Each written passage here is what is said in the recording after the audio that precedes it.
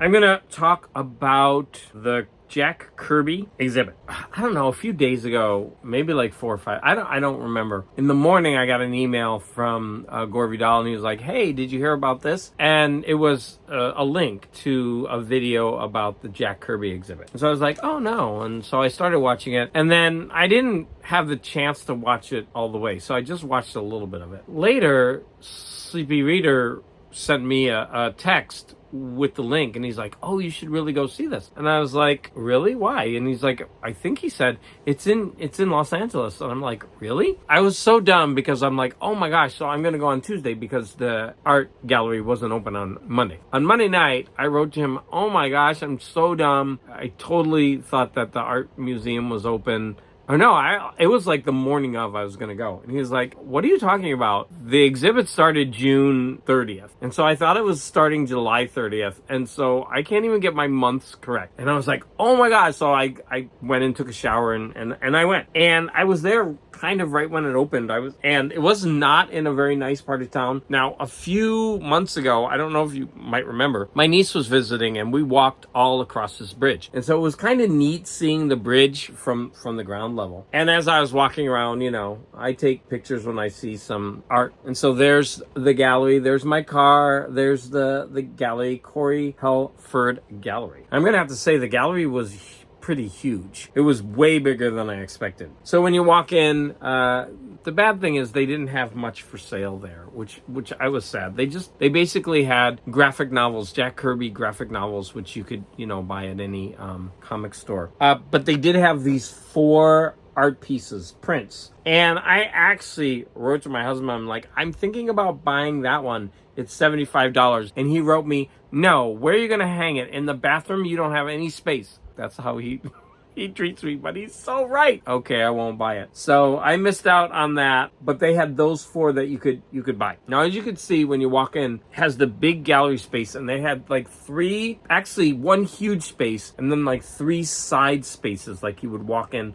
to long, like, kind of corridors in the back and on the sides. The main room was for Kirby inspired art, and this art gallery was selling them, and a lot of them had already been sold. I was happy about that. On one long side corridor, you had all of original Kirby art, and I'm going to show that. And then on another side gallery, you had other artists' work, which was also fun to look at. It was called Kirby Vision. As you walked around, when you first went in, there was this giant wall with 3 3D posters. And it was cool to put on the 3D glasses and look at that. And as you walked through, the signs had this symbol, and this part of it would be 3D. So they did have a 3D interactive component, and so they did, you can see it says Jack Kirby.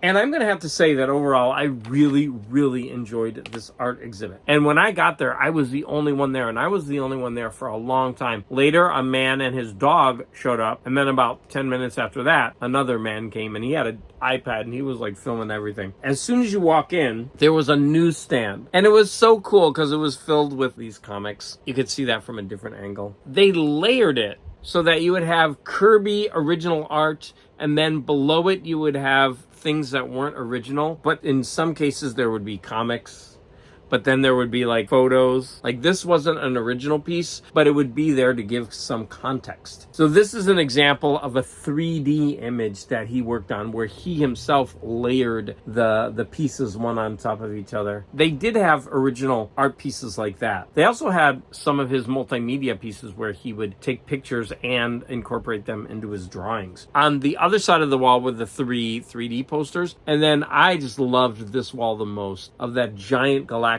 And then they had a Mjolnir, and you're allowed to pick it up. Sleepy told me, "Hey, you can pick it up." And I was like, "Oh, I don't want to." And you're not supposed to touch the art. So I actually touched it, and it wobbled a little, but I didn't actually pick it up. I didn't think I was worthy. Here I am hamming it up in front of Galactus. Like I said, a lot of the art there was a tribute to Jack Kirby, and it was all kinds of medium. You're going to see that there was actually a 3D mask. They had statues, they had drawings, they had paintings. This is called Jack Kirby Stops the War, and I really liked that drawing. All of that stuff was for sale. For example, here's some more of the Kirby inspired art, and like I said, a lot of it was for sale, and a lot of it had already been sold. Here's another one that was pretty cool. So there's another like art piece that was in a different kind of medium. It was like glossy and acrylic. This was one of my favorite pieces because it was like meta. It had the gallery and it had a Sentinel and Wolverine, and I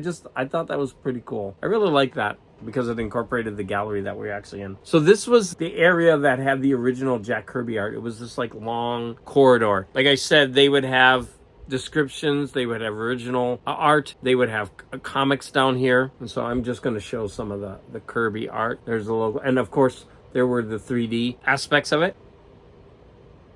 I'm telling you, it was really fun to walk through this. I spent a long time in there. They had this one piece, which was cool because they had it just penciled, and then they had the same image inked next to each other, and that was nice to see. This is probably one of my favorite pieces in the gallery, and this was right next to it. That one's pretty cool too. There was an original panel from the Avengers with Sleepy pointed out Iron Man's wearing a skirt and he's like after Hulk's feet. I really like that one. Here is an image from the X-Men, and I think this says, oh, up there you can see X-Men number 5. Tales to Astonish number 78 with Hulk. I'm telling you, this stuff was so cool. In the middle, they had giant facsimile editions that you could look through, and they had from different types. They had a romance, they had a space opera, they had a war one. Yeah, and it was cool that you could look through those on the tables. They also had poster size art of the, it wasn't original, right? But it was fun to see all of it in context. Here was another inspired art that I really liked. Some more of the inspired art. This was neat. It was a 3D mask. It looks flat there, but I was trying to get it from the side because it was actually like it came out from the wall. Oh, there's the man with his dog when he came in, and there's the Galactus. I just loved that space. It was a cool art exhibit. Here, there I am again, hamming it up. Then